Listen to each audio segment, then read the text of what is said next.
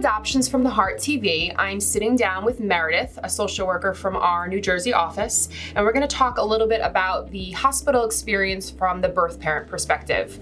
I don't know about you, Meredith, but I've had many experiences where birth parents specifically did not have any support whatsoever.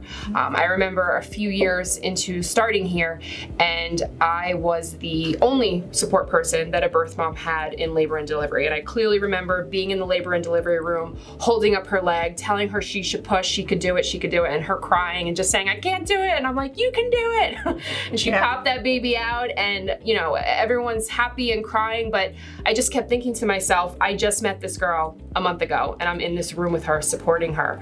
And ultimately everything was fine, but you know, it's just a reminder for adoptive parents to realize that they don't always have the support, and we have to make sure we're really there to advocate for them and help coordinate things with staff and things. So I also had that experience too. You know, I've also been in labor and delivery with, it was actually my first birth parent ever.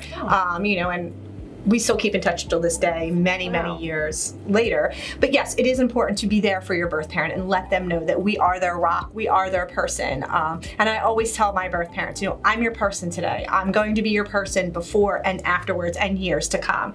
That is a huge philosophy with Adoptions from the Heart. We are just not there for the time that you're going to make an adoption plan for your baby. We are there years after. And I have so many birth parents that can attest to that, as well as I know you do as well. But that's very important, because if an adoptive parent is feeling that they're not getting what they need at the hospital, we are there for the birth parent because they do need that support, you know.